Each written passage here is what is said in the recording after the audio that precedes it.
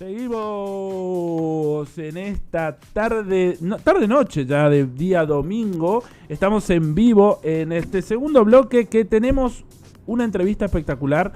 No se pueden perder.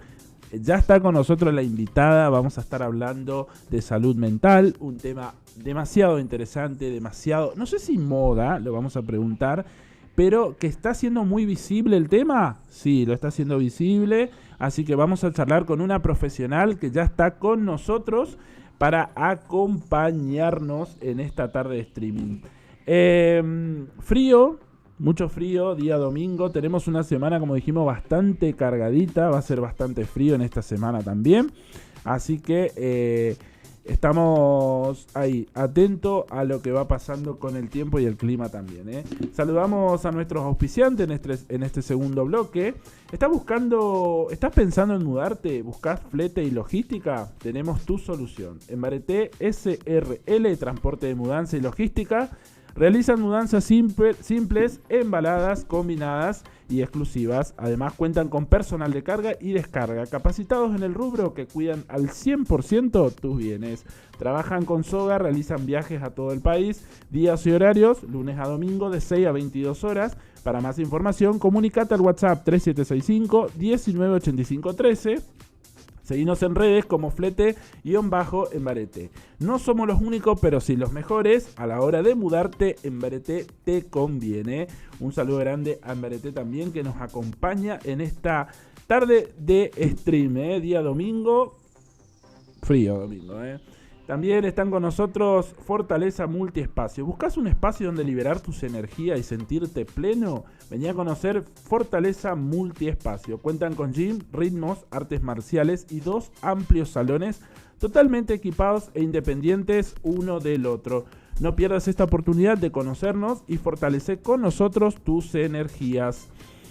Además, si sos profe y buscas un espacio donde dar tus clases, en Multiespacio podés hacerlo. Para más información, comunicate al WhatsApp 3764 63 63 36 o 3764 9308 81. Estamos en calle San Martín 2381, zona centro.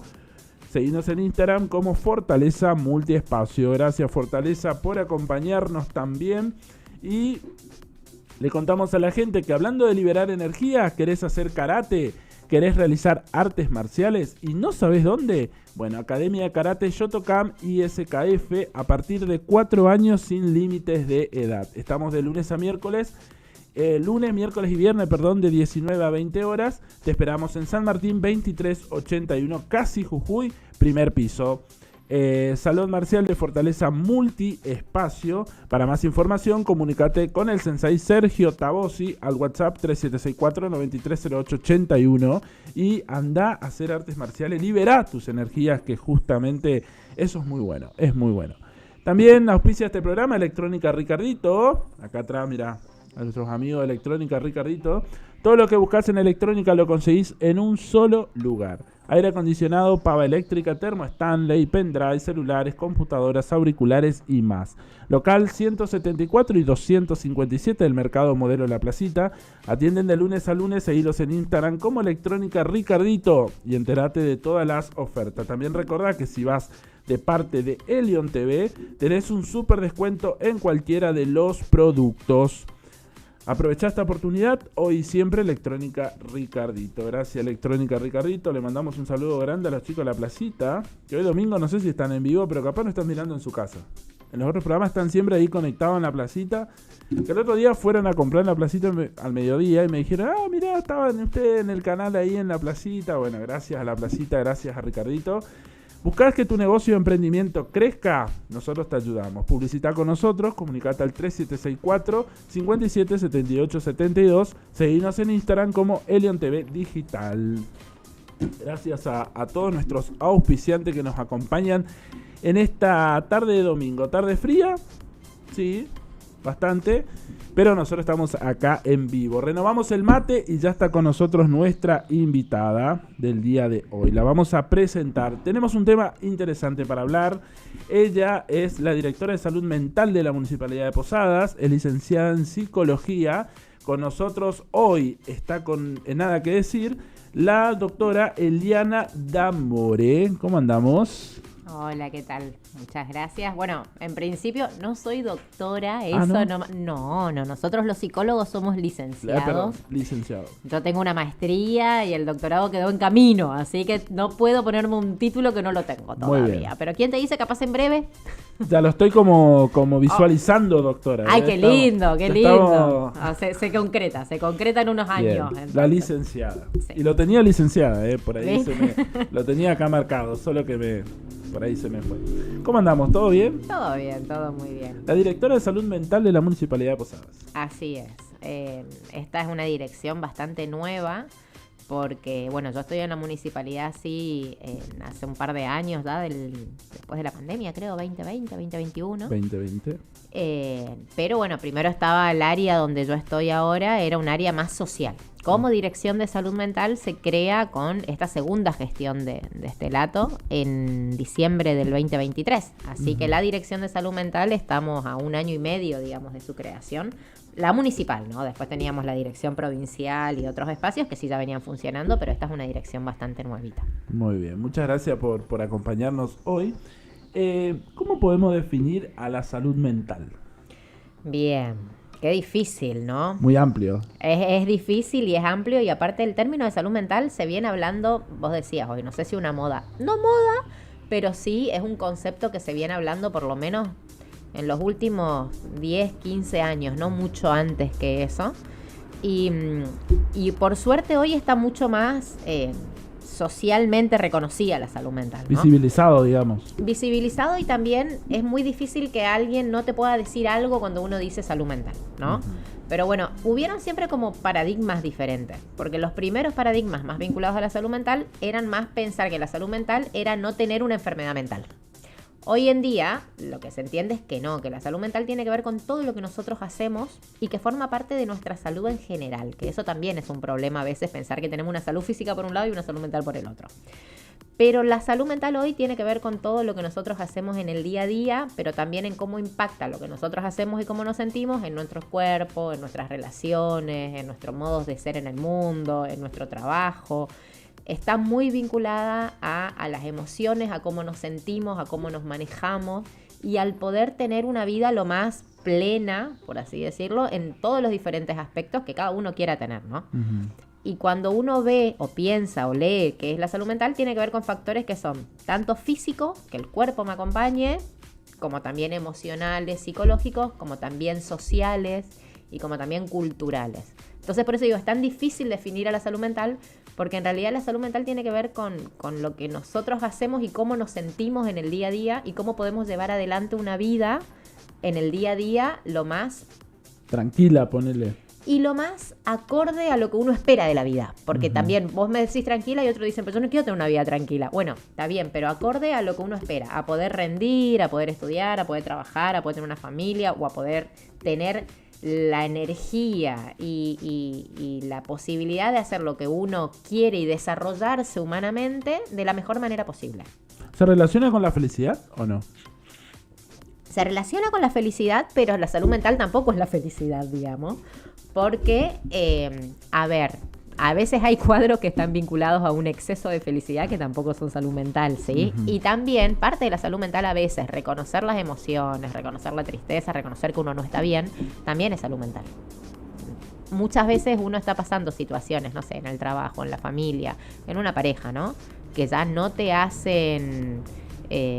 no sé, no te llenan de la manera que te llegaban antes, el trabajo vos sentís que no rendís de la manera, que te explotan, lo que sea. Bueno, ese reconocimiento de malestar también es salud mental. ¿Se entiende por qué es tan complejo el término?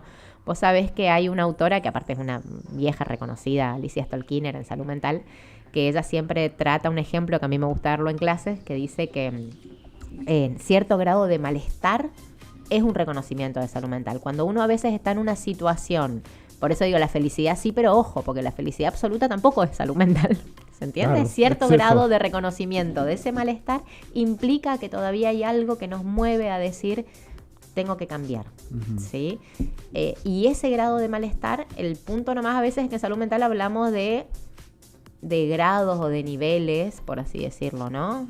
Yo puedo estar pelearme con alguien que me haya puesto triste, y eso es esperable, eso es normal, está bien que me ponga así. Ahora, si esa tristeza me dura un mes y porque me peleé con alguien yo no quiero salir de la cama y me paso llorando todo el día y no quiero ir a trabajar y no me quiero levantar, bueno, ahí ya estamos hablando de que hay algún problema de salud mental que tenemos que trabajarlo, porque eso ya no sería lo esperable, no poder desarrollarme en la vida como se esperaría o como lo hubiese hecho en otro momento. Entonces la salud mental tiene que ver con eso. Siempre tenemos que pensar que la salud mental es emocional, es psíquica, pero también es biológica, también tiene que ver con mis vínculos, también tiene que ver con el contexto en donde estoy, en cómo me siento en ese contexto.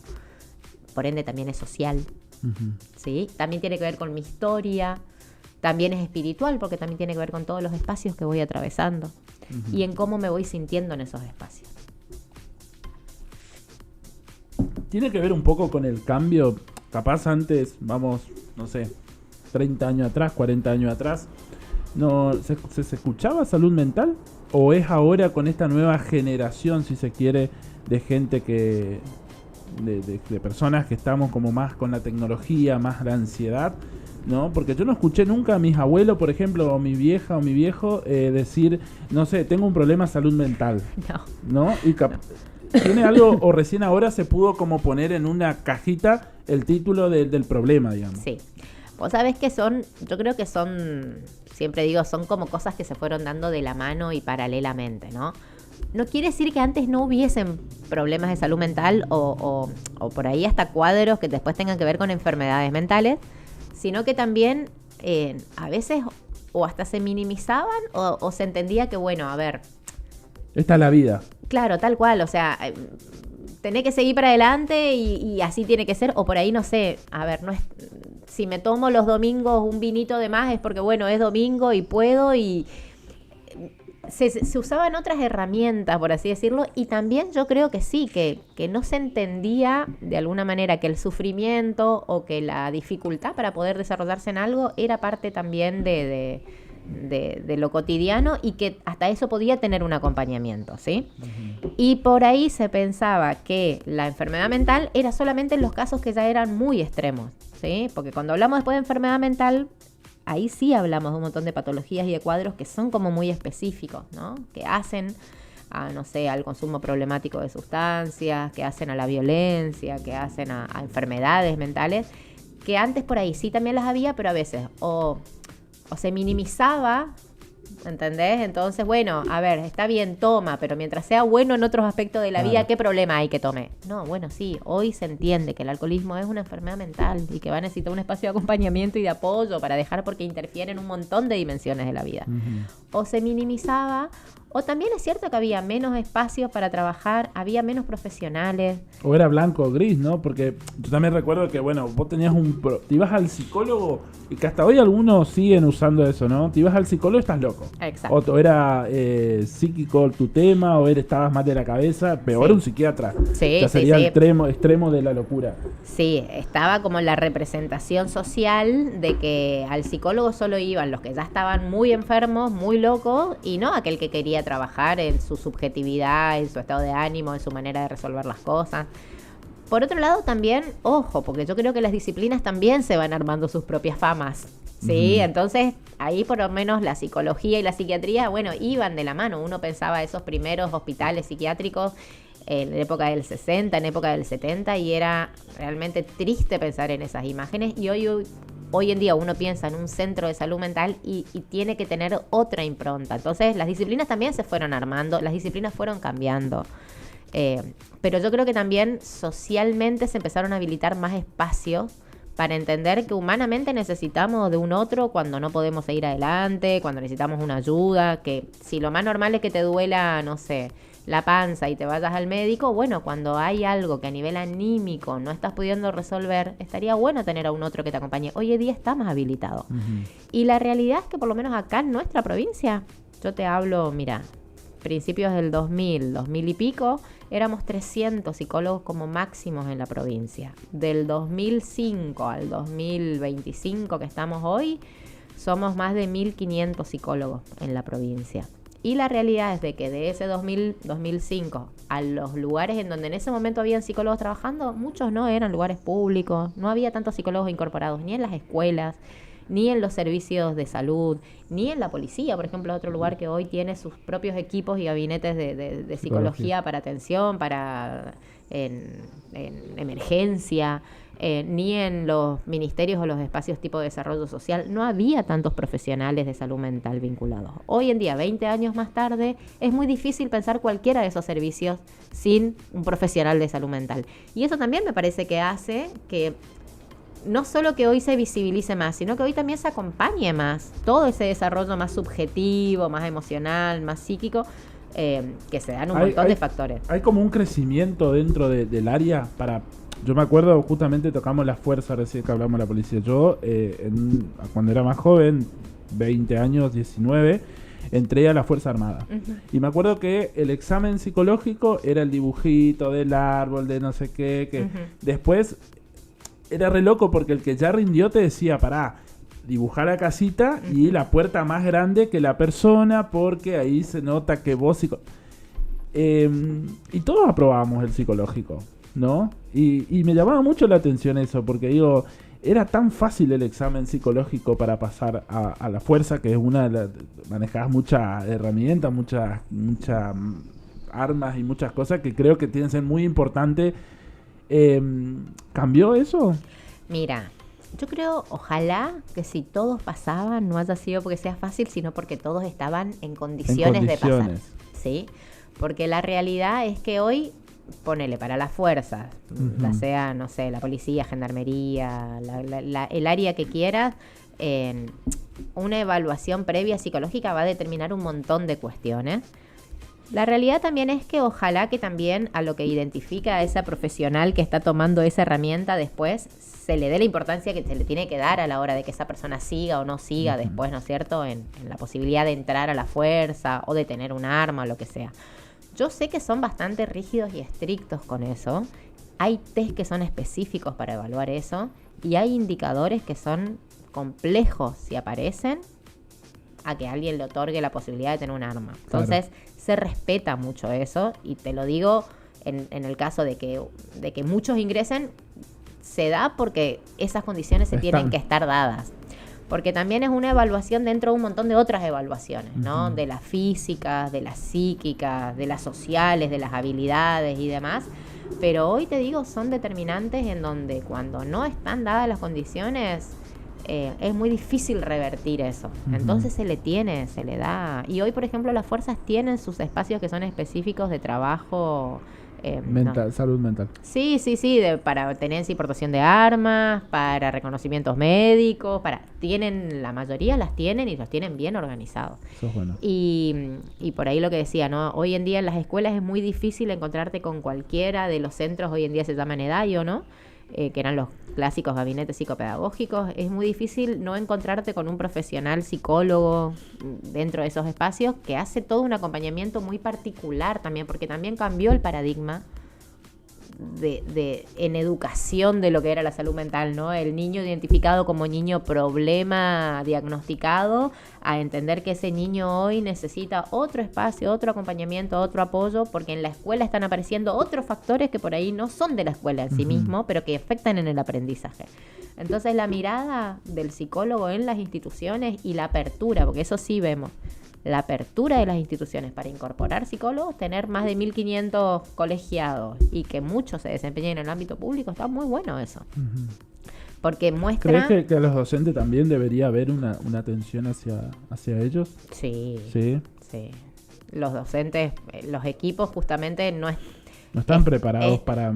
No, en realidad la función es el acompañamiento en todo el espacio pedagógico, pero sobre todo más vinculado al aprendiente, al adolescente, al joven, al que ocupa ese rol de estudiante, y muchas veces hace el acompañamiento a los docentes, pero los docentes en general los buscan más en el sector privado y uh-huh. Vemos que muchas veces sí, cuestiones vinculadas al estrés, a las dificultades en el aula, bueno, ansiedad. A la ansiedad, y hay cuadros que son como muy específicos que que son como el burnout, por ejemplo, que se da cuando la persona trabaja mucho tiempo en instituciones hospitalarias o de desvalimiento, se le suele decir, geriátricos, psiquiátricos, etcétera, que están vinculadas a las condiciones de trabajo y que afecta a la salud mental del trabajante, ¿no? Nosotros hablamos de un concepto que es cuidando al cuidador, que muchas veces es lo más difícil de trabajar. O sea, el cuidador es el enfermero, es el psiquiatra, es el médico, es el administrativo que está en un servicio que trabaja con abuelitos. Bueno, la salud de ese cuidador, ¿quién lo cuida? Exacto. Y ahí muchas veces es en donde hay que hacer mucho hincapié, porque eso de cuidando al cuidador es cómo trabajás con el profesional que trabaja con la salud de otros, que hace 20 años que trabaja con la salud del otro. ¿Cómo está la salud de ese profesional? Exacto. Así que es toda una línea. Es una cadena, ¿no? En algún punto. Sí, porque también la otra cosa que también se escucha mucho es decir, bueno, pero si sos psicólogo, ¿cómo vas a tener problemas de salud mental? Porque sos humano, así como si sos arquitecto tenés problemas de salud mental o tenés problemas en tu vivienda, y si sos abogado tenés temas legales, y si sos contador tenés que llevar una contaduría.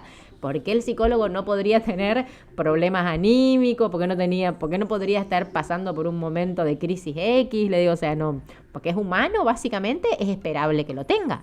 También es esperable que tenga su espacio en donde lo trabaje, ¿no? Pero así que ese también es otro de los mitos que circula muchas veces, ¿no? Hablamos recién de síntomas como, no sé, ansiedad, estrés. ¿Eso lo podemos relacionar puntualmente con la salud mental? Sí. ¿Es el disparador? Sí, ¿O sí, no? sí. Bueno, nosotros a nivel nacional, a nivel local y después lo que uno termina viendo en los servicios de salud, los dos cuadros que van a la cabeza son todo lo que tiene que ver con los cuadros depresivos y los cuadros de ansiedad, ¿no? Sin llegar a que sean con un diagnóstico, como un diagnóstico que ya implicaría que esté un montón de indicadores identificados, que tenga cierto tiempo de duración en el tiempo y demás. Hay como indicadores previos que uno podría decir son alertas, ¿no? Y hoy en día sabemos, también es un tema porque también son palabras que están como muy comúnmente puestos en lo social, entonces todo el mundo dice, ay, ¿por qué no? Porque yo tengo ansiedad. Bueno, pero ¿qué es la ansiedad? ¿Dónde la sentís? ¿Cómo la sentís? ¿Hasta dónde hay situaciones que son esperables que te generen ansiedad? Y mientras vos las puedas manejar, eso no es un problema, pero hasta dónde una situación que debería ser, no sé, común, que las puedas sobrellevar, no podés. Bueno, eso sí, a ver, que te cueste hacer una fila en el banco porque tenés que estar 1 hora y media y que eso te ponga incómodo y demás, bueno, es esperable, pero que de repente no te puedas subir a un colectivo o no puedas estar en un lugar donde hay mucha gente porque eso te da la sensación de que te ahogás y de que te sentís mal y de que te vas a morir y demás. Bueno, eso no es esperable. Entonces, también eso es importante, enseñar un poco a que no todo indicador siempre va a tener un cuadro, un diagnóstico y demás, y que hay cosas que la gente lo va a poder manejar con herramientas y hay cosas que no. Lo mismo que decía hoy, ¿no? No sé, falleció un familiar, es esperable que tengas que pasar por un duelo, que tengas que ponerte mal, que tengas que ponerte triste, que tengas que llorar. Ahora, si eso dura 1 año y medio, 2 años y no pudiste repuntar, bueno, ahí hay algo que no es esperable y que va a necesitar de ayuda, porque lo esperable es que un duelo tenga un tiempo, pero que en algún momento uno pueda seguir con su vida diaria. Entonces siempre, esto es importante, cuando hablamos de salud mental, siempre hay que mirar como los niveles o los grados. Donde a mí algo de lo que me pone mal me imposibilita salir de la cama, levantarme, ir a trabajar, atender a mis hijos, juntarme con otros, disfrutar, bueno, eso ya no es esperable. Eso ya está hablando que tenemos algo más profundo, que va a hacer falta que haya otro profesional, un profesional que intervenga. Lo mismo que cuando hablamos de ansiedad, que a ciertas situaciones te pongan nervioso, rendir un examen. Obviamente que un examen te va a poner ansioso. Ahora, que vos no puedas hablar adelante del docente, que te quedes en blanco, que te olvides de todo y que tengas que estar, no sé, recursando las materias, bueno, eso ya no es esperable. ¿Se entiende? Mucha gente, y ahí me incluyo un poco, descargamos la ansiedad en la comida, por ejemplo. ¿Es un problema eso? ¿O es normal? ¿O en algún punto termina siendo... A mí me pasa, y aprovecho el espacio para consultarlo, ¿no? Pero, y creo que a mucha gente le debe pasar lo mismo, que comes, estás relleno, hasta que no te sientas mal, que te duele la panza de tanto, no te saciás. Bueno, vos sabés que hace poquitito tuvimos una charla, era hace menos de un mes, fue el Día Internacional de concientización sobre los trastornos alimenticios, ¿no? Ujú. Hicimos una charla en donde fue una nutricionista y una psicóloga que trabaja estos temas. Y a mí me gustó mucho algo que ella decía, hay una relación que establecemos con la comida. La comida no es solo el nutriente en relación, no sé, a las proteínas, los carbohidratos que uno está incorporando cuando come. Hay un vínculo con la comida. Y ese vínculo es el que cuando uno piensa, no es el caso que vos me decís, pero Sí. digo, cuando uno piensa en trastornos de la alimentación, es ese vínculo el que hay que trabajar, es la relación que uno establece con la comida. Porque si la comida solo nos llenase de carbohidratos, de proteínas, de demás, dice, estamos dejando de lado toda esta carga emocional que le ponemos al acto de comer, ¿no? Y el acto de comer está cargado o de situaciones que me dan a dar placer o de situaciones que por ahí me llevan a otras cuestiones, y hay un vínculo o de exigencia o de intentar llenar con la comida otros espacios, pero que no se van a llenar nunca con la comida. Hay un vínculo que yo establezco con el alimento. Y esta psicóloga nos decía, en el tratamiento que se hace es intentar a ver qué se está reemplazando, qué hay que ver más allá del acto de comer. ¿Qué otro vínculo, qué otra falencia está pasando que se suplanta con el acto de comer? Mira. Entonces vos me decís y te digo, y sí, hay una relación con lo que como, con cuánto como, con cómo como, porque yendo al otro extremo, ¿no? El que contabiliza totalmente las calorías y no quiere comer más de lo que tiene, y si se pasa, después se siente mal, se siente culpable y consume un laxante o consume algo para eliminar. Y hay un vínculo con la comida. Y es ahí en donde tenemos que focalizar, que también esta psicóloga nos decía, ¿no? Es tan difícil porque esto aparte no es algo que nació de la noche a la mañana. Esto trae años muchas veces de aprendizaje y de hábito. Y justamente lo que más cuesta hoy, que sabemos que los Nutri lo plantean, hoy no hablamos de dietas, hablamos de hábitos. Porque una dieta es algo que parece que va a empezar, va a terminar, y no, lo que tenemos que hacer es cambiar un hábito que va a ser a largo plazo. Por vida.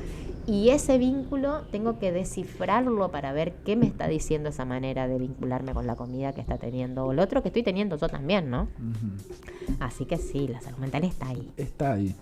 ¿Qué iba a decir?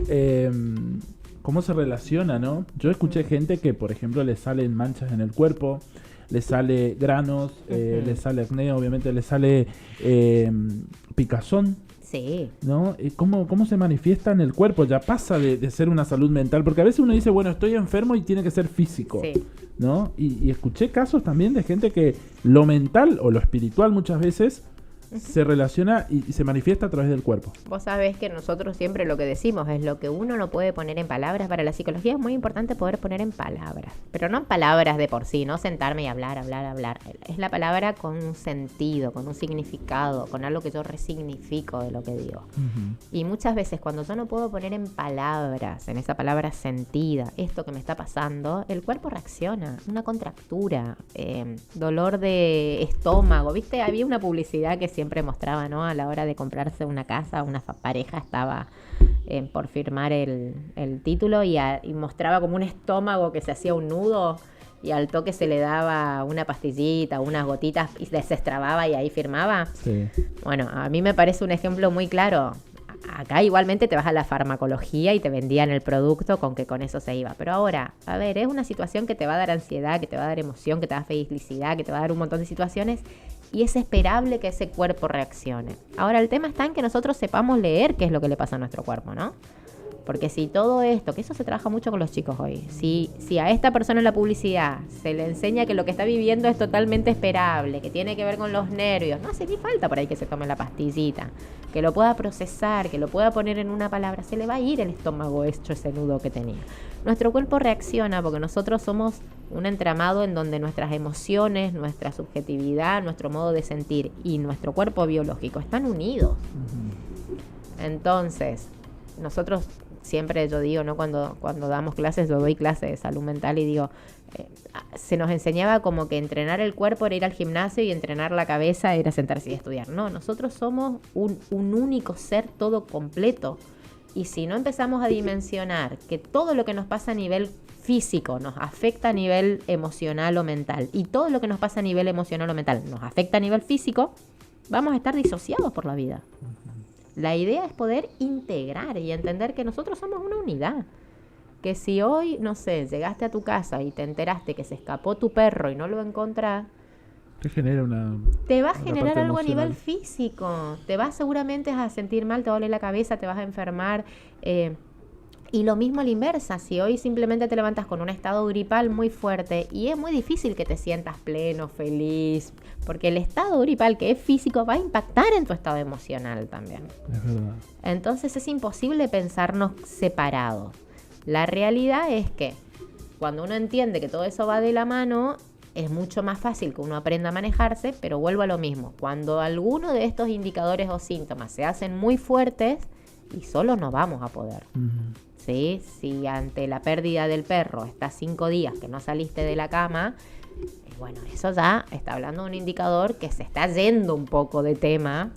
¿Cómo es detectarle eso? Porque hace un tiempo atrás veía la noticia, ¿no? Esta mujer en Buenos Aires que mató a toda su familia y parecía una mujer feliz, que no daba indicios de que pareciera que tenía un problema, un trastorno, una esquizofrenia creo que era.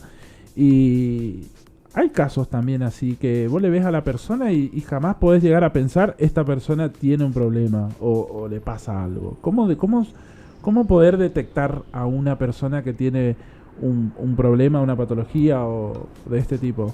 Mira, es muy difícil que no haya ningún indicador, que la gente que está cerca no haya visto nunca nada. Ujú. Yo sé el caso que decís y era un caso en donde ahí también ya nos vamos a otro tema que es el tema de las enfermedades mentales. Ujú. Y cuando uno piensa la salud mental nos compete a todos. Pero las enfermedades mentales, no todos tenemos enfermedades mentales. Las enfermedades mentales son las enfermedades como más críticas, que tienen que ver... Pero en algún punto esas enfermedades empezaron siendo de bajo nivel o no. Es como algo, no sé, por ejemplo, le agarró depresión a una persona. Y eso nunca se trató, nunca le dio importancia. Y es como que va escalando hasta Exacto. llegar a un punto Sí. grave como esto de Sí. una situación así. Sí. Y tienen una historia. Las enfermedades mentales no son de la noche a la mañana. Ah, bien. Tienen una historia, tienen una etiología, tienen desencadenantes que suelen ser factores externos que la persona no controla, que pueden desencadenar un cuadro de psicosis.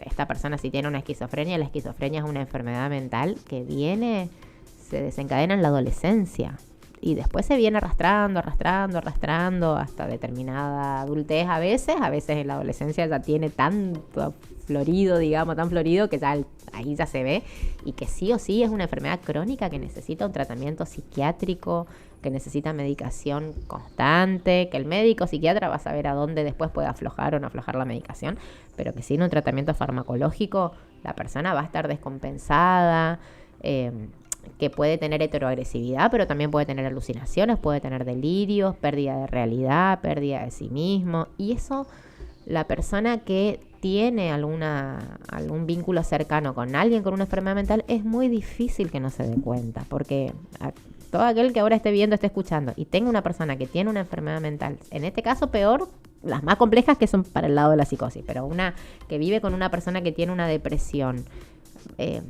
es muy difícil para la familia porque muchas veces son los cuadros más difíciles de tratar. Suele ser difícil que la persona... Nosotros hablamos de algo que se llama conciencia de enfermedad. Viste que es como cuando a uno le dan un diagnóstico, no sé, te rompiste un hueso y si tenés el brazo a mitad caído, vos no vas a negar que tenés el hueso roto, porque estás viendo que tenés el hueso roto. Lo que decías vos hoy. Con las enfermedades mentales, como no son visibles y muchas veces... esto no lo veo en el cuerpo, claro, entonces la familia niega que lo tiene o la propia persona dice yo no tengo eso, o sea, no hay una conciencia de la enfermedad y no se ve en el cuerpo, entonces es más difícil muchas veces porque hay que realmente tomar conciencia de que yo estoy teniendo un problema y los tratamientos son a largo plazo y son continuados y hay que intentar que no se interrumpa. ¿Pasa lo mismo con la adicción? Con la adicción es un tema bastante similar, son a largo plazo, siempre uno tiene que estar preparado a las recaídas, porque las recaídas van a estar, pero hay que intentar que las recaídas sean cada vez lo más lejanas una de otras y cuando hablamos de adicción en general ya hay una dependencia física, psicológica, social, que a veces tiene que ver con ciertas situaciones que la persona no maneja. No, tiene que ver con su posibilidad de manejar. Sí, pregunto, en esos casos puntuales de adicción, por ejemplo, o de salud mental psíquica de una persona, ¿no? La persona enferma se trata los familiares, es importante también Sí. tratarse sobre ese tema para acompañar a la persona, porque Sí. veo muchas situaciones de gente que, bueno, la familia ya no sabe qué más hacer con el familiar enfermo, ya sea adicción o sea lo psíquico. Pero digo, ¿cómo poder dar un mensaje a la gente que está del otro lado y decir, bueno, también vayan al psicólogo, Sí. también empiecen a tratarse? A O hay noso- lugares donde uno puede ir no sé, como familiar Sí. En general, el que tiene un familiar que tiene una enfermedad mental, un cuadro así, si consigue que la persona que lo tiene se trate, fantástico. Y así todo ese equipo o ese profesional que va a tratar con el paciente con esa enfermedad va a tener que trabajar con la familia en lo que nosotros le decimos psicoeducación, que es el acompañamiento a esa persona, que es el saber orientar, no sé, que pueda identificar cuando la persona está por hacer crisis y que antes de que tenga crisis se pueda acercar a una guardia de salud mental para que esa persona tenga un mínimo de posibilidad de evitar la crisis. A veces nos pasa, la realidad que también nos pasa en los servicios públicos, que te dicen, a ver, él está con una depresión, él no quiere ir. Hoy por la ley de salud mental vos no le podés obligar a hacer tratamiento a nadie que no quiera, salvo que corra riesgo para sí mismo o para un tercero. Si la persona no quiere ir, si no hay manera, no se evalúa y bueno, está bien. ¿Corre riesgo? Sí, pero permite que el médico le ponga la medicación, pero no quiere ir al psicólogo, no va a ir al psicólogo, o hagamos todos, no quiere ir, nosotros le decimos, no hay problema, pero vos como familiar venís. Porque vos como familiar te damos a vos herramientas para que vos puedas trabajar con él. No para que vos lo atiendas, porque eso no va a pasar. Pero muchas veces... manejar. Pero para que vos lo puedas manejar, porque realmente hay que... A veces yo creo que las familias de las personas que tienen algún tipo de estos cuadros se sienten muy culpables o sienten que ya no pueden hacer nada o están sobrepasadas o están muy cansadas y necesita muchas veces la familia más ese espacio. No digo que el propio paciente, el paciente también lo necesita, pero la familia muchas veces queda en ese lugar de, bueno, pero porque sos familia te tenés que hacer cargo. Bueno, pero ¿con qué herramientas? ¿Con qué herramientas te haces cargo? ¿Cómo te haces cargo? Porque realmente no es fácil tener una persona con una enfermedad mental, una persona con una adicción, una persona con alcoholismo, una persona con depresión, una persona con bipolaridad, una persona con ideación suicida. No es fácil tener en su vínculo cercano, familiar, amigos, demás, una persona con uno de estos cuadros y muchas veces se sienten que no saben qué hacer y es real. Entonces Y sí. se terminan enojando con la persona también enferma y en algún punto termina siendo peor para la persona que está pasando ese momento. Vuelvo a lo mismo, o se enojan o se sienten culpables o lo retan o dicen pero no tiene nada. No se pueden pasar millones de situaciones, pero la realidad es que hay todo un contexto que es el que necesita ayuda, no es solo la persona que lo padece. Muy bien. ¿Cómo detectar en los niños, por ejemplo, una alerta de síntomas o síntomas?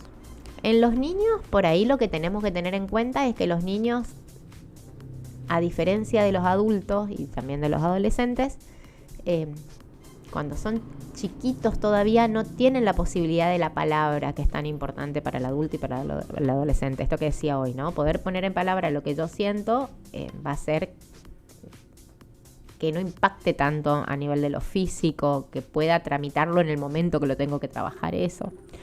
Los niños no tienen esa posibilidad de palabra. Los niños se expresan a través del juego, a través del dibujo. Mira. Ese es el medio de expresión de los chicos. Los chicos, es más, uno siempre dice, aprenden a tararear a veces antes de aprender a hablar.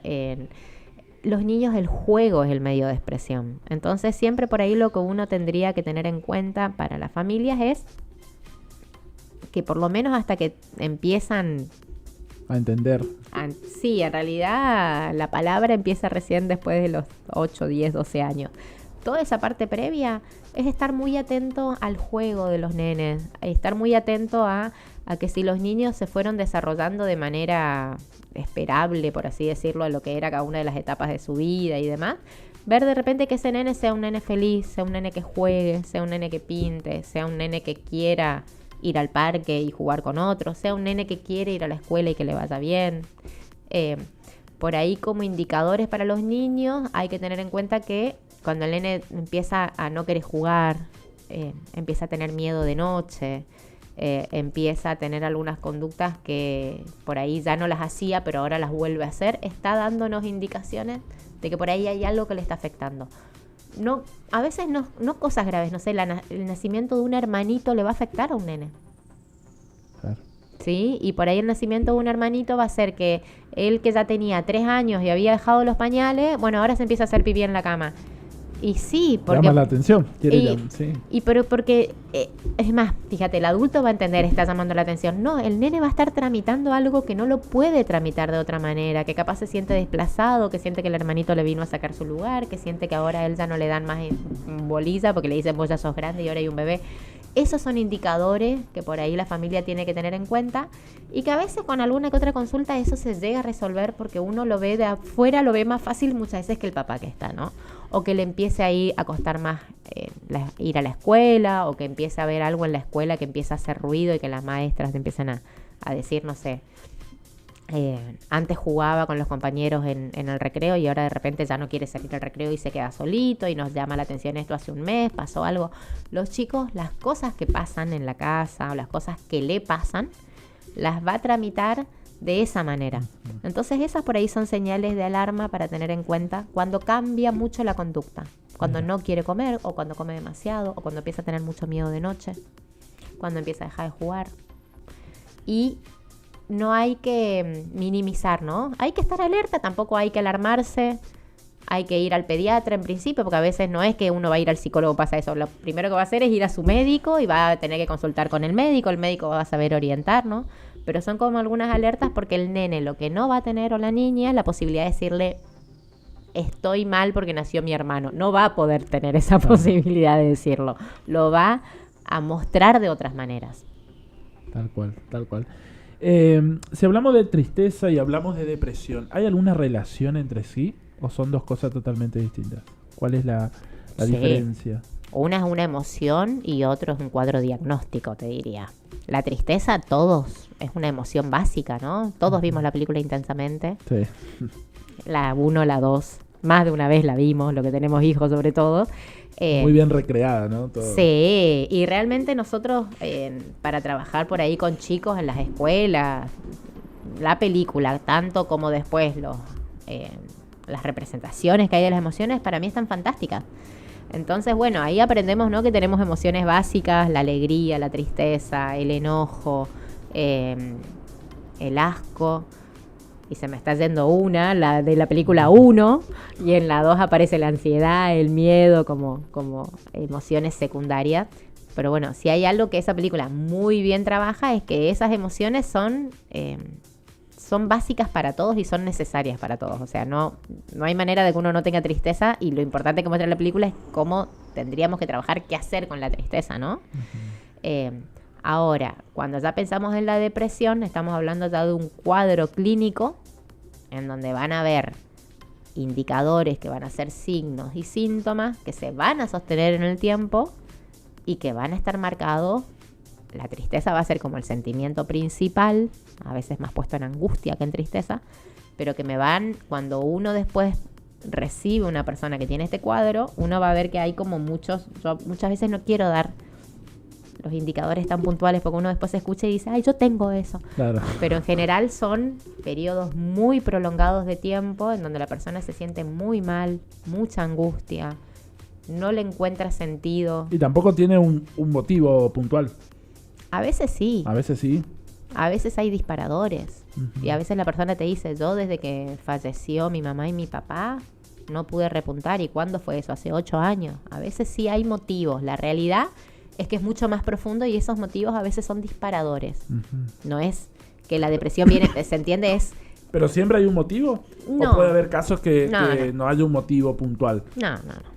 Puede haberlo como puede que no. Porque es más fácil capaz detectar si hubo un motivo. Puede ser más fácil uno mismo detectar, decir de que estoy así. O puede haber personas que sientan mucha depresión y no saben por qué.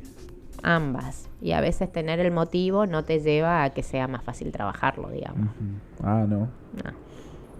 La realidad es que en la depresión hay un estado de ánimo que está teñido por la angustia, por la tristeza, por el no poder, por la desesperanza, por la apatía, por la bulia. Y ahí sí te diría es complicado porque ahí a veces son cuadros que sí pueden ser silenciosos y a veces las personas pueden tener una vida que uno dice, pero mira, si tenía hijos, si iba a trabajar todos los días, si iba al gimnasio, y de repente un día se quitó la vida. Y vos decís, sí, porque la depresión a veces es silenciosa. Mira. A veces es silenciosa y a veces... Hay un mito que dice que las personas que no dicen lo que le pasa es la más peligrosa, y las personas que expresan su depresión o su angustia es como que en algún punto están, no sé si mintiendo es la palabra, pero están usando eso como, ¿no? Escuché mucha gente que dice, no, si dice que se va a matar, no se va a matar. Ahora no. el que no. No, eso es un mito. Escuché casos así que, no le dé pelota porque está, si te dice que se va a matar, nunca se va a matar. No. La depresión va muy de la mano con los intentos de suicidio y siempre algo que se diga en relación al quitarse la vida o demás, siempre es una señal de alerta. Siempre. Después, bueno, se verá hasta dónde es tan concreta, hasta dónde es un llamado de atención, hasta dónde intento que otro me vea porque estoy haciendo esto, se verá después, pero siempre es una señal de alerta. Y por ahí lo que nosotros decimos es que el mito del que dice que se va a matar no lo va a hacer porque lo dice, es un mito. Muchas veces el que dice que se va a matar va y lo hace, digamos, ¿no? Otro mito es no se tiene que hablar. O sea, si dijo que se quiere matar o si dijo me voy a ir desprendiendo las cosas, ni le preguntes porque si le preguntás y se pone a hablar le hace peor, le da más idea. No, hay que hablar de eso, hay que animarse a preguntar. Lo que es difícil a veces es poder sostener y contener eso que el otro me está diciendo, ¿no? Porque es muy difícil que un amigo venga y que vos le preguntes, che, ¿pero en serio vos me estás diciendo? Sí, en serio te estoy diciendo. Y darle un espacio para que realmente hable y se exprese. Es muy difícil desde el otro lado poder sostener y escuchar eso. Pero siempre son señales de alerta. Y también lo que nosotros decimos cuando trabajamos todo el tema del suicidio y demás es que las personas van dando algunos avisos, ¿sí? Desde cosas como decir, no sé, el día que yo no esté, todos los equipos te van a quedar para vos. Y uno lo deja pasar, sí, me lo dijo 2 o 3 veces, pero el último tiempo dejó de salir con todos los amigos y ya no quería salir más los sábados, los domingos, los viernes. Dejó de jugar al fútbol, dejó de hacer cosas. Empezó a decir que cuando no esté los equipos los deja. Son avisos. ¿Entendés? Hay como pequeños avisos. Nosotros lo que a veces decimos siempre es que hay que saber leer esos avisos. Hasta que muchas veces eso empieza desde la ideación suicida y después muchas veces están los pasajes al acto. Y cuando la persona tiene ideación, muchas veces en esos momentos, si la persona se acerca a un profesional, un amigo, alguien que lo escuche y le pregunta, ¿vos estás pensando en quitarte la vida? El que está pensando en el plan, en general lo dice que sí. Y te lo cuenta. Porque la persona, el que está con ideación suicida en general no quiere quitarse la vida, no quiere dejar de sufrir lo que está sufriendo. Claro, necesita gritos que le ayuden, digamos. Y lo que está pasando no lo está pudiendo tramitar de otra manera y por eso encuentra que es la muerte la única manera.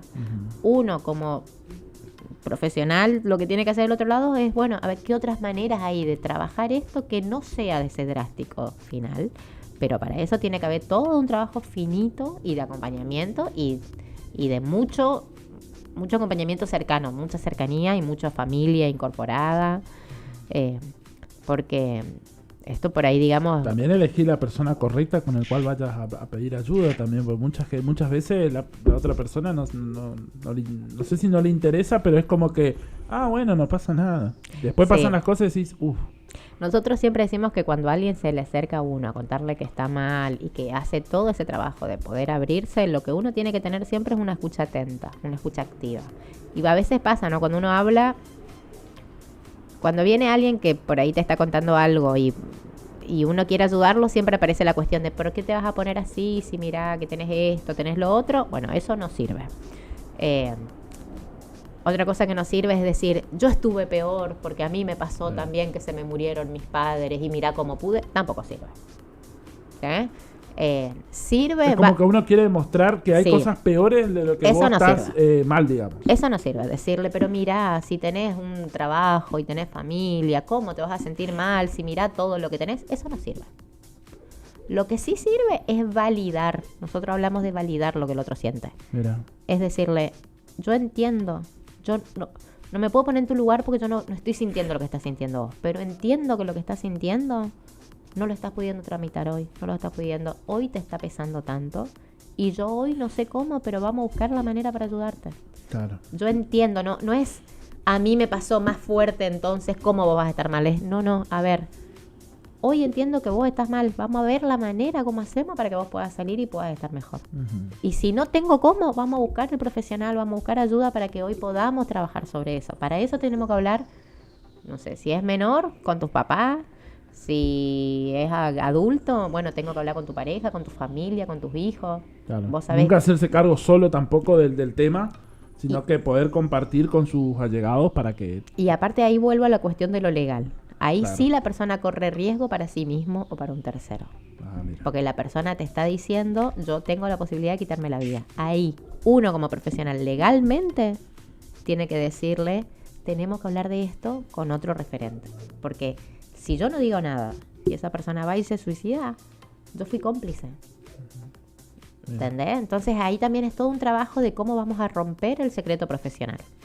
Porque la realidad también ahí, entre los psicólogos también se sabe siempre que el psicólogo y el paciente establecen un secreto profesional, que es un acuerdo de que todo lo que vos me digas yo no lo puedo repetir en otro lado, porque es un acuerdo ético. Pero a ver, en este caso, esto que me estás diciendo perjudica a terceros. Vos corres riesgo. Y muchas veces la intervención es, si la persona está en un riesgo inminente en ese momento, yo no te puedo dejar irte a tu casa ahora solo. Ahora tenemos que llamar a tu familia. Porque vos de acá te tenés que ir con acompañamiento. Yo te abro la puerta, te vas y te tiras bajo un colectivo. Entonces ahí ya se hace una intervención de emergencia. La persona ya ve que se activa todo un dispositivo que hay que trabajar. ¿Sí? Por eso te digo, a veces es muy la mirada clínica igual la que te da para pesquisar hasta dónde es una emergencia. Pero muchas veces así en esas situaciones es directamente, y de acá ahora vamos a ir a una guardia para ver si vos necesitas hoy ya empezar con un tratamiento con medicamentos. O hoy necesitas una internación breve. ¿Sí? Pero bueno, por eso digo, nunca minimizar cuando alguien dice, sí, que está pensando en quitarse la vida. Nunca minimizar. Lo mejor que puede pasar es que no pase nada, pero nunca minimizar. Siempre estar alerta a la situación. Volviendo al estrés y la ansiedad, ¿cómo podemos manejar la situación? ¿Cómo podríamos detectar que tengo ansiedad o que estoy pasando un momento de estrés? ¿Dónde lo puedo descargar? ¿Yendo a hacer deporte? ¿Yendo a terapia? ¿Cómo? De la manera que mejor lo encuentres y que más sanamente lo encuentres. Yo no voy a decir todos tienen que ir a terapia porque no es una realidad, capaz no es para todos. Y capaz también cada uno tiene un momento en donde quiere hacerlo y momento en donde no. Pero bueno, si yo ya sé que hay una situación que me está estresando demasiado, que no le estoy pudiendo resolver, por ahí sea bueno ir a terapia. Pero si de repente yo sé que a la hora de rendir un examen o a la hora de hacer determinada actividad, si yo primero, no sé, hablo con alguien de mi entorno familiar, repaso mucho la lección diciéndole lo que tengo que repetir y eso me ayuda a hacerlo de esa manera, digamos, ¿no? ¿Mantener la mente ocupada? Depende, porque si el estrés pasa por tener la mente tan ocupada, yo te diría, bueno, ahí sí, a ver, hacete todos los días 5 minutos para que sean de relajación, de respiración, de concentrarte en otra cosa. A la noche, a las 8 de la noche, empezá a apagar las pantallas. Si el estrés es por el trabajo, hoy nosotros tenemos un problema de que el trabajo nunca te desenchufa. Antes no era que marcabas horario, te ibas a tu casa y volvías a trabajar al otro día. Hoy trabajás todo el tiempo. Bueno, a las 8 de la noche vos apagaste tu teléfono y hasta mañana a las 6 de la mañana no lo volvés a encender. Entonces de 8 a 10 que te vas a acostar es un momento en donde vos tenés para bajar. Mantener la mente ocupada no siempre está bueno, porque muchas veces te enrosca más en una situación de ansiedad o de estrés. Y hoy en día la tecnología que vino para quedarse también es un factor estresor. Porque hoy en día vos estás 1 hora sin mirar el teléfono, lo abrís, tenés 85 mensajes. O todo el tiempo estás mirando a ver si llegó un mensaje nuevo o algo. Y todo el tiempo estás conectado, tenés 2 trabajos y todo el tiempo estás en los 2 trabajos, porque constantemente te están llegando mensajes de trabajo o mensajes de la escuela o mensajes de los chicos. Entonces, todo eso, nosotros igualmente, a mí hay un concepto que me gusta mucho que es el de carga mental. ¿Sí? Es un concepto que hoy en día se viene hablando, antes no se hablaba tanto, que tiene que ver con la salud mental. Y que es muy acá está mucho la cuestión de género en el medio, es más esperable que las mujeres sientan más carga mental que los hombres, porque la carga mental tiene que ver como con esa agenda diaria que uno tiene en la cabeza todo el tiempo de todas las actividades de uno y de los otros que dependen de uno también vinculadas, ¿no? Entonces, la carga mental tiene que ver con el turno del médico, con las tareas del nene, con lo que voy a cocinar al mediodía, con si tengo que comprar tal cosa para mañana y mañana es feriado y no está abierto el supermercado, con si voy a lavar la ropa, sale el sol. Todo eso es carga mental, ¿no? Que a la vez se llena de las tareas diarias que yo tengo que hacer, por ejemplo, no sé, en el trabajo, tengo que hacer tales informes, tengo que hacer tales cosas, pero que también implican tareas de otros. La carga mental, ¿no? Sobre todo se ve mucho eso en las mamás cuando tienen hijos, que tienen todas las actividades de los hijos vinculadas a la cabeza y a la vez de sus propias actividades. Si vos me decís tener la cabeza ocupada, esa carga mental es un factor de estresor. Claro. Muchas veces bueno, digamos. No, es un factor más enfermante. Entonces, muchas veces lo que necesitamos hacer es disminuir, o nosotros decimos compartir la carga mental. Hacer un trabajo de decir, bueno, a ver, esta es la agenda semanal, de esto me voy a encargar vos, de esto te vas a encargar vos, de esto yo. Distribuir la organización de las tareas diarias. Y fíjate que acá ya estoy hablando en un plano que no es la enfermedad mental ni nada, estoy hablando en un plano de lo diario, de lo cotidiano. Sí. O uno mismo decir, bueno, en este momento voy a dejar la tecnología, en este momento yo me voy a encerrar 2 minutos en la pieza. Qué importante eso, ¿no? Del tiempo para vos mismo. Ni que hablar. Eso es salud mental. Es salud mental. El tiempo para uno mismo. Y vos me decís, ¿pero para hacer qué? Y lo que a cada uno le haga bien. Bañarte y demorar 40 minutos en el baño, salir a dar una vuelta a la manzana, mirarte una dibujar, serie, sí. Respirar profundo, tomarte un mate, no sé, lo que te dé esa posibilidad de bajar. Y la última pregunta, una de las últimas, ¿es bueno como profesional a poder acudir, por ejemplo, al psicólogo, obviamente, a yoga, a la iglesia, a empezar a nutrirse también de otros lugares como para fortalecer esa sanidad o ese ¿no? ¿Es importante también eso? Sí, vos sabés que hasta hace un tiempo se hablaba de terapias alternativas. Uh-huh. Hoy se cambió la terminología y se habla de terapias complementarias, lo cual me parece mucho más adecuado, ¿no? Porque cuando uno pensaba en terapias alternativas era, bueno, o vas al psicólogo o vas a hacer Reiki, o vas al psicólogo o vas a hacer yoga. Y para hablar de casos muy extremos, ¿no? La persona hacía un tratamiento para el cáncer, o haces quimio o comes gorgojo. Bueno, no, hoy cambió la lógica de hablar de terapias complementarias. Y yo soy una partidaria del método científico. Yo no te puedo decir no vayas a lo que médicamente, a lo que científicamente está comprobado. Si el médico oncólogo te dice que tenés que hacer quimio, y bueno, esa es la respuesta médica hoy. Pero si para vos también te sirve hacer tal otra práctica que también está vinculado a que te va a mejorar, hacela como complementaria, sin dejar lo que científicamente se está recomendando. Uh-huh. Entonces ahí te diría, lo que a la persona le haga bien está perfecto, ¿sí?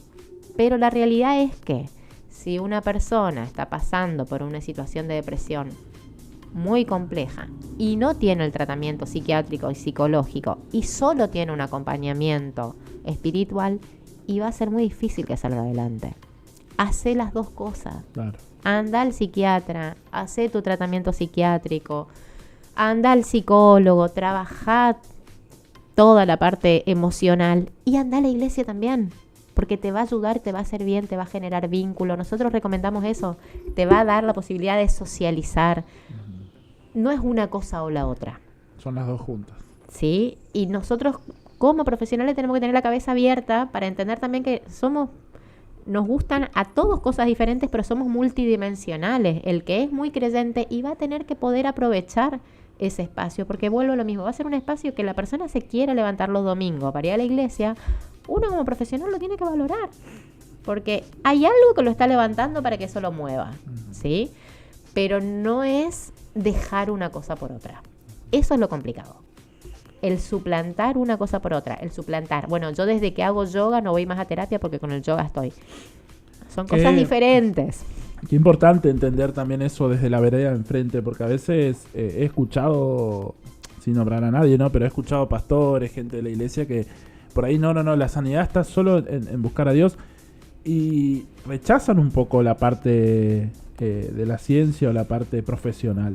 Hay muchos que también, y yo coincido con vos, digamos, es un tema que tiene que ir de la mano. Van de la mano. Y van a haber personas que te van a decir, no, yo no quiero saber nada de Como eso. el arte, por ejemplo, porque hay gente que, no sé, hacer teatro, pintar un cuadro, dibujar, le saca y le lleva a un lugar de tranquilidad, paz, y eso le llena. Está muy bien. El arte, sabemos que hoy nosotros hablamos de un concepto que es la sublimación.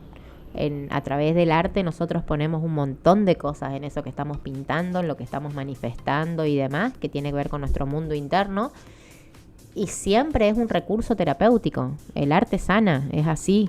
Ahora vuelvo a lo mismo. Hay cuadros que son muy complejos en donde solo el arte no te va a alcanzar. Tal cual. Entonces, ahí vuelvo a lo mismo. Siempre entendernos que somos sujetos biopsicosociales no va a ser a que pensemos que la intervención siempre va a ir por varios lugares. Entonces, está perfecto que pintes, que actúes y demás. Pero si igualmente después esa persona tiene una enfermedad de base compleja, vas a tener que tener tu tratamiento psiquiátrico, psicológico que acompañe, y el arte va a ser un elemento importantísimo más, pero no el único.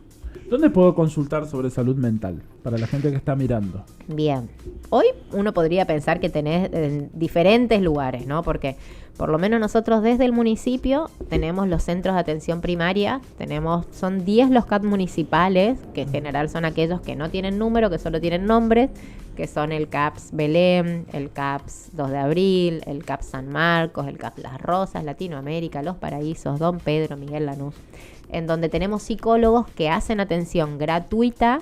Ahí la persona lo que tiene que hacer es acercarse, preguntar qué días y en qué horarios están y anotarse, porque son con turnos programados, ¿sí? Si uno va y se anota para el psicólogo, lo más seguro es que le den de esta semana a la semana que viene o dentro de 15 días. No es que en el día vas a encontrarte un psicólogo. Los psicólogos rotan por los servicios y en general todos los centros de salud atienden de 6 de la mañana a 6 de la tarde, ¿sí? Después también hay centros de salud que son provinciales, que también cuentan con psicólogos que atienden de manera gratuita. Y después tenemos los hospitales, ¿sí? Hospital de Fátima, Hospital Favaloro, el pediátrico tiene el servicio de salud mental infantil y el hospital escuela, ¿sí? Que son todos donde uno puede tener atención gratuita. Después, si uno tiene obra social o tiene la posibilidad de hacerlo como consulta particular, puede averiguar a los psicólogos que están. Siempre por ahí lo que tendrían que buscar es que sean psicólogos que uno pueda corroborar que son profesionales, que están matriculados, porque esos son los que están en margen de la ley, digamos, que es lo que nos exige a nosotros como profesionales, ¿no? Pero ahí también, si alguno tiene obra social, puede acercarse a su obra social y pedir que le den el padrón de profesionales que atienden con su obra social. Las obras sociales están obligadas a tener alguno que otro, muchas tienen muchos, algunos tienen muy poquito, y informar qué profesional tiene, y ahí la persona se comunicaría, pediría un turno. También es otro medio. Los miércoles están haciendo operativos integrales. Sí, desde la Secretaría de Salud y Calidad de Vida, todos los miércoles de mañana se hacen los operativos integrales de salud. Esto hace años se hace, y vamos rotando por diferentes barrios de Posadas. A los operativos integrales se llevan todos aquellos servicios que pueden salir de alguna manera de los edificios centrales o de los centros de salud, como ser vacunación, completar el calendario de vacunación para niños, para adultos, antigripal, etcétera, castración, vacunación a las mascotas a través se me fue el nombre, la dirección de animales. El IMUSA. Se me venía y Mefir no es. También todo lo que sea, control de niños. Hay médicos que también hacen presión, talla, evaluación clínica. Yo también estoy en una junta evaluadora de CUT, de discapacidad, entonces también informamos los requisitos que hace falta para obtener el certificado de discapacidad. Peso, talla con nutricionista, salud sexual también se hace información, se hace en PAP, va el camioncito y hace muestra de PAP en estos operativos integrales. La realidad es que todos los miércoles vamos rotando por barrios diferentes y los operativos arrancan 8 de la mañana hasta las 11:30 aproximadamente. Muy bien. ¿Dónde puede ver la gente dónde van a estar? Por ejemplo, ¿hay un Instagram, un número de teléfono? Está el Instagram de la Secretaría, que es Salud Posadas OK. Sí. en donde se va publicando semana tras semana. No hay una agenda, hay una agenda organizada interna, pero no publicada, porque la realidad también es de que si llueve, por ejemplo, los operativos se suelen cancelar porque suelen ser en plazas, en espacios público, abiertos, claro. y si llueve se cancela porque no hay posibilidad de hacerlos. Entonces eso va reordenando un poquito la agenda. Pero por el Instagram sí se publica, y semana tras semana cada uno puede ver cuando le queda cerquita de su barrio. Genial, genial. Bueno, estamos llegando al final de nuestro programa. ¿Algo más para agregar al tema? ¿Algo importante ahí que queramos dejar el mensaje? No, bueno, por ahí que uno no tenga miedo de pedir ayuda cuando lo necesita, porque la realidad es que nosotros como psicólogos también somos humanos y también muchas veces necesitamos ayuda, y lo único es tener en cuenta que los profesionales están para ayudar cuando uno está en alguna situación de la vida que no puede, que no sabe para dónde, que nadie va a tener que ir años y años al psicólogo, que a veces va 1 o 2 veces, ya tiene una orientación y alcanza. Y bueno, y sacarse un poco esto del mito de que a los psicólogos solo van los locos o los que tienen muchos problemas, porque la realidad es que, bueno, somos profesionales que estamos a disposición y al alcance de todos. Muy bien. Muchísimas gracias, Eliana, por venir. Ustedes. Damore. Eliana Damore. Muchísimas gracias, Eliana. Bueno, pasó por el programa Eliana Damore, psicóloga, licenciada en psicología, que nos estuvo contando sobre salud mental. Muy importante, gente, este programa del día de hoy. Tomen todas ahí las notas, fíjense, cualquier cosa. Obviamente búscale en el Instagram como... En el Instagram, a mí en personal me pueden buscar eliana.damore. Ajá. Y si no, es saludmental.posadas. Es el Instagram de la Dirección de Salud Mental. Ahí pueden consultar, pueden Sí. sacar turno. No pueden sacar turno porque cada centro de salud tiene las agendas profesionales de los profesionales, pero sí en ese Instagram van a tener unos flyers en donde van a ver todos los centros de salud municipales, van a ver qué profesional está en cada centro de salud y van a tener la dirección y el teléfono del centro de salud. Así que en ese, que es saludmental.posadas, en ese Instagram sí tienen la información de los psicólogos municipales en donde atienden. Muy bien, muy bien. Muchísimas gracias entonces, Eliana. Y bueno, amigos, llegamos al final de nuestro programa de día domingo. Domingo con otra entrevista espectacular. La semana que viene volvemos, tenemos otra entrevista muy interesante sobre salud, también vamos a seguramente estar hablando.